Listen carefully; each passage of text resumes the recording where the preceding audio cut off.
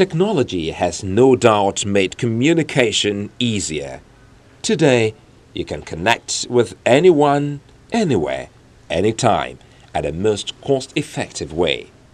Mitch Atagana joins us to shed more light on the topic.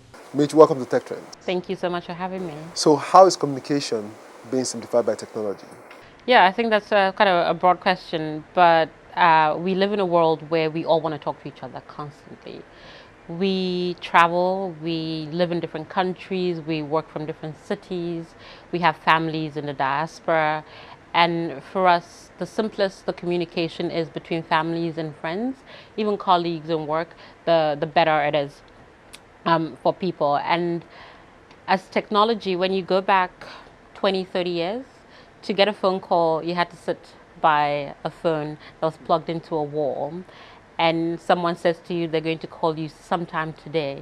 You sit there, you wait all day and for the phone to ring. And when the phone finally rings, you have this long conversation in that one spot. You don't move around with it. And your whole day is disrupted just for one phone call. It might be worth it, but today we kind of moved on a little bit. We moved on to where we don't have to wait by the phone just for one phone call. We moved on to when if someone says I'm going to call you, they can send you a message and you go, I'm going to call you in 10 minutes, or they can just call you wherever you are and you have that conversation. There's no need for there to be ceremony around a phone call anymore. But that being said as well, not everyone has been able to kind of have access to this. Not everyone is able to talk to their families with such ease because phone calls are expensive. I called my sister in South Africa a couple days ago, and it cost me something like I think 1,000 naira for the call. And when I did that conversion, it just seemed a bit excessive for conversation. How many minutes call? I think my sister and I talk a lot, so about 30, 40 minutes. And for me, that's a bit excessive, just so I could hear my sister's voice. Well, what technology is doing and the improvements we've seen with technology is that devices or platforms that use data and platforms that are stripping and constricting data allows you to talk to your family members. Yeah, but the telecoms company will not like that. Well, I think telcos really are seeing the necessity for people to talk to their families, right? They understand that that's what their companies are built on. Because someone like a big mobile operator doesn't give you network so you can sit and stare at your phone. They want you to use it. They want you to talk to people. They want you to go on the net. They want you to play games. They want you to watch music, watch movies and listen to music. They want you to create and enjoy. So if they're going to restrict how you behave, that doesn't really help the purpose of the device. And I think that, as Africa especially kind of comes online and more people are using technology and more people are using devices, the telcos are also coming on board to help them experience the world of technology and communications. One of my favorite things right now is video calls with people rather than just picking up the phone and having a conversation or texting. It's just easier to have that conversation, quick video call, and kind of get things done. And so far, have you found the internet reliable? I have. Now, it depends where you are and what you're talking from, yes. But they're depending on what part of, I think there's a lot of issues with telcos and towers and bouncing off towers in different places. And I mean, the more remote you are, the more difficult, obviously, it will Not be. even remote. Outside places like Lagos, Abuja, Port Harcourt, even some good cities still don't have very good data that can support video calls. They can support every other thing, maybe chat-based conversations, but video calls, you need reliable internet. So you need, what is reliable? Like what, 3G? Is that 3G, 4G. 3G, 4G. What if I told you there's a platform that can call with 2G and it's fine? It's 2G because most places do have 2G. If you can get 2G and you can have a video conversation on 2G.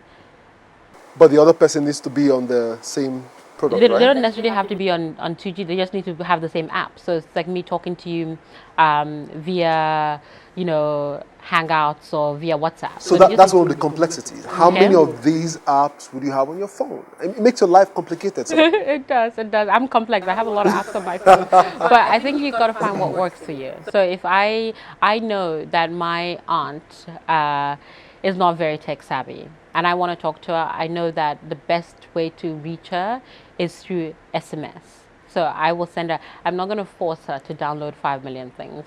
However, I know that she can work anything that is phone number based. So she doesn't have to sign up with an email address or get a this or that. If it's basic with a phone number, I know she can work it. Then I can say to her, I can invite her to a platform that is easy to use, that all she has to do is click one button, or even have a helper that helps her in her shop set it up quickly and have calls with me without ever having to worry about signing in or signing out of anything. Because that's the key thing for people, is that whole process of I need to sign into something and then sign out to something, or create a username or user ID for something. That becomes complicated for people. If it's a simple mobile phone number that you're using to communicate, and you can do that on a quality 2G video call, that for me is a real connection that Africans are making with their families in diaspora, or making with people generally. And you don't need 5 million apps to do that. You need just that one app.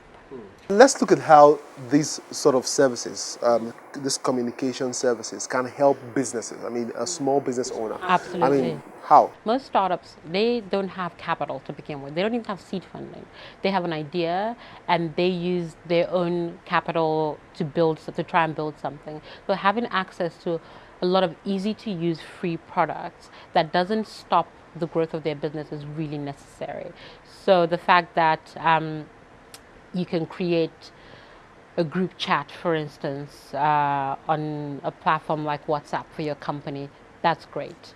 The fact that you can do so, we also just launched something similar called Allo, and that you can have business discussions and talk about your what you're working on within a platform that doesn't require you to have to pay for it, is really important. So there are tools like Trello that help you organize and watch tasks and manage tasks.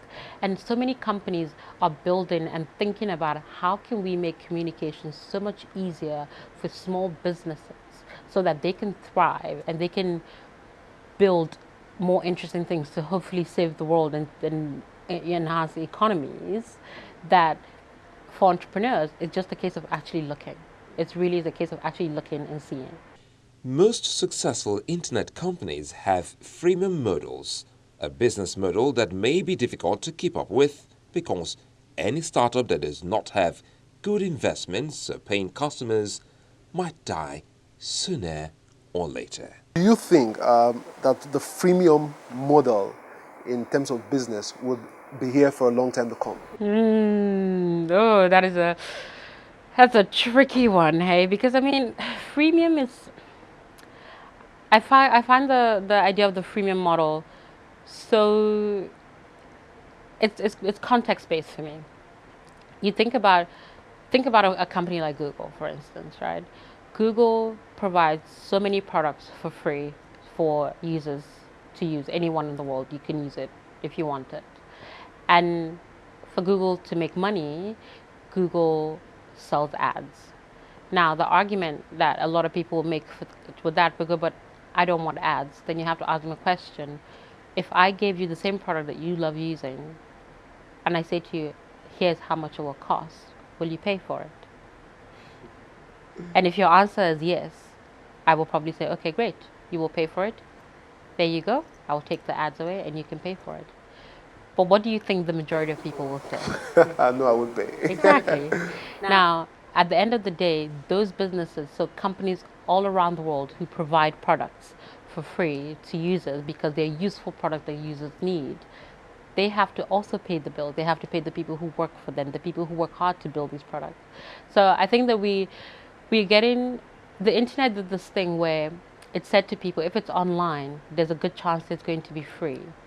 And access to information, access to content, it's a vital thing. Mitch, don't you think that this freemium model is actually bad news for startups? Because how would a startup survive if the people don't pay for their products? Absolutely. That's a very good question. That's a very serious issue because for young startups, they've come into an environment that's been built a certain way. And it's trying to disrupt the disruptor, if you think about it. But the key is to diversify revenue streams. So a young startup can think about, if my job is content, how do I take content to other things? So do I do events in tandem with content? Do I publish a coffee table book that curates a bunch of interesting things people want and then sell that? Do I sell tickets to an event? Do I sell breakfast? What can I do to diversify the revenue stream? And I think that's where the actual creativity and test of startups actually come in, when they think about the ways to diversify their revenue stream to counter a freemium model. Thank you for being on Tech Trends, Mitch. Thank you for having me.